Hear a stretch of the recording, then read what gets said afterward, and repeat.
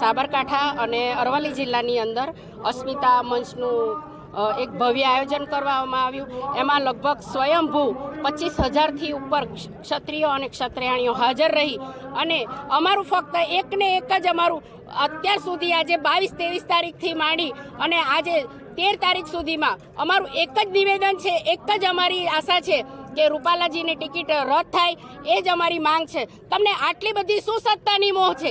એક ટિકિટ નથી આપતા તમે ક્ષત્રિયોને, આટલા ક્ષત્રિયો રોડ ઉપર આવ્યા છે આજે, તે છતાં તમે ભૂખ્યા તરસ્યા બહેનો બહાર રખડે છે। બેન માતાઓની વાતો કરવા વાળા તમે જ્યારે અત્યારે હવે ઇલેક્શન ચાલુ થશે, કયા મોઢા ઉપર તમે બહેનોને ક્ષત્રિયાણીઓ કે માતાઓ વાત કરશો? તમારે એ બોલવાનો અધિકાર નથી રહ્યો। હવે રાજપૂતો સુધરો, નહીં તો કાલે રાજકોટમાં ક્ષત્રિયાણીઓ ઉમટશે, ક્ષત્રિયો ઉમટશે તો તમને જોવા જેવી થશે।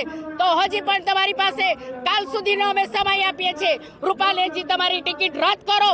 તમે એક રદ, આટલો બધો તમને શું સત્તાનો મોહ છે કે તમે એક ટિકિટ રદ નથી કરી શકતા? તમે ઓલરેડી બીજા તે 2 હોદ્દાઓની અંદર તો છે, બે હોદ્દાઓ પર છો, તો તમે એક ટિકિટ તમારાથી રદ નથી થઈ શકતી।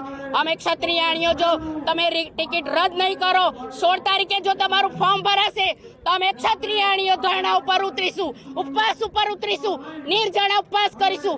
માં જગતજનની જગદંબાના અત્યારે અમે સાનિધ્યમાં સાબરકાંઠામાં ઉપસ્થિત થયા છે, ત્યારે અમે આંદોલન કરવા માટે પણ ક્ષત્રિયો તૈયાર છે। પ્રશાસન પણ અમને સાથ આપે એ જ કહું છું। આપ જોઈ રહ્યા છો કે આ હિંમતનગરને ગ્રાઉન્ડની અંદર 25,000 કરતાં પણ વધુ સંખ્યામાં ક્ષત્રિય ભાઈઓ બહેનો માતાઓ ઉપસ્થિત છે।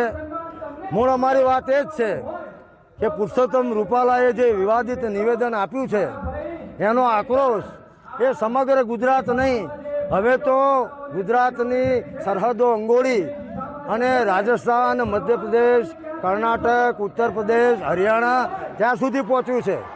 એટલે અમે તો હજુ પણ આ અમારો ભાગ 1 છે, પાર્ટ 1, કે જ્યાં સુધી એ ફોર્મ ના ભરે ત્યાં સુધી દરેક જિલ્લાઓમાં સંમેલનો કરવો। તો અત્યાર સુધી અમે ભાવનગર, જામનગર, રાજકોટ, સુરેન્દ્રનગર, ધંધુકા, પાટણ અને આજે અમે સાબરકાંઠા અરવલ્લીના સંમેલનમાં મોટી સંખ્યામાં ઉપસ્થિત રહી અને અમે આજે સમાજનો સહયોગ પ્રાપ્ત કર્યો છે। સમાજ જાગી ગયો છે, આપને દેખાય છે। આ આંદોલન એ જન આંદોલન બની રહ્યું છે। અત્યારે હું 3.5 કલાકે ભરૂચ જઈ રહ્યો છું, ત્યાં પણ વિશાળ સંખ્યામાં નર્મદા અને ભરૂચ જિલ્લાના ક્ષત્રિય સમાજના આગેવાનો, બહેનો, વડીલો ઊભા રહેવાના છે। હવે કોઈ પણ કાળે પુરુષોત્તમ રૂપાલાની ઉમેદવારી રદ સિવાય કોઈ પણ ચર્ચા વિચારણા અમે કરવાના નથી। આપને પણ ખબર છે કે આ તારીખ 14/4/2024ને 4 વાગે રાજકોટથી આગળ રતનપર ગામ, તાલુકો રાજકોટ, જિલ્લો રાજકોટ ખાતે અસ્મિતાનું મહાસંમેલન એ યોજવામાં જઈ રહ્યું છે અને આપ જોશો કે એમાં લાખોની સંખ્યામાં સમગ્ર ગુજરાતને આજુબાજુના બોર્ડર સ્ટેટોમાંથી અમારો સમાજ ઉપસ્થિત રહેવાનો છે। એટલું જ નહીં, અમને જેને ટેકો આપ્યો છે એવા તમામ સમાજો પણ આ મહાસંમેલનમાં ઉપસ્થિત રહેવાના છે। એટલે આ આંદોલનનો સમાધાનનો ફક્ત ને ફક્ત એક રસ્તો બચે છે, પુરુષોત્તમ રૂપાલાની ઉમેદવારી રદ ભાજપ હાઈકમાન્ડ કરે। એક વાત કહીશ કે ક્ષત્રિય સમાજ સાબરકાંઠાવાળી સબ એક તાંતણે એક મંડપ નીચે બંધો ત્યારે વાત કરીશ કે રૂપાલા સાહેબની જે ટિકિટ એ નહીં કપાય તો ગાંધી ચિંતા માર્ગે હવે નહીં રહેવાય, કારણ કે બેન દીકરીની અસ્મિતાનો સવાલ છે।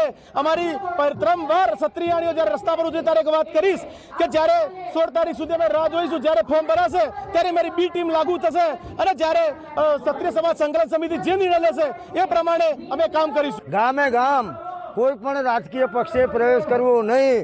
4,000 ગામમાં અત્યાર સુધી બેનર લાગી ગયા છે કે કોઈ પણ રાજકીય પક્ષે, ગઈકાલે પોલીસ દ્વારા આ બેનરો ઉતારવાનો પ્રયત્ન થયો હતો તો અમે તંત્રને સૂચના આપી કે આ કોઈ પોલિટિકલ બેનરો નથી, માટે ઉતારવા નહીં। બોર્ડ એટલા માટે માર્યા છે કે સમાજમાં આક્રોશ છે અને જો તમે આગેવાનો કોઈ પ્રચાર કરવા માટે કોઈ પણ રાજકીય પક્ષના આગેવાનો અંદર પ્રવેશ કરશો અને કંઈ માથાકૂટ થાય, યુવાનો આક્રોશિત છે એટલા માટે અમે નો એન્ટ્રીના બોર્ડ માર્યા છે।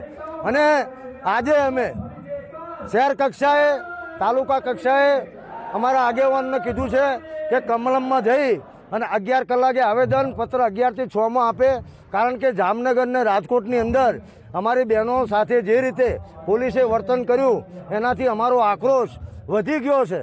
એટલે તંત્રને અને મુખ્યમંત્રીને કહેવા માગું છું કે કાલે અમારું સંમેલન શાંતિપૂર્વક છે, સંયમપૂર્વક છે, શિસ્તપૂર્વકનું છે. અમે એની માર્ગદર્શિકા ગાઈડલાઈન પણ જાહેર કરી દીધી છે.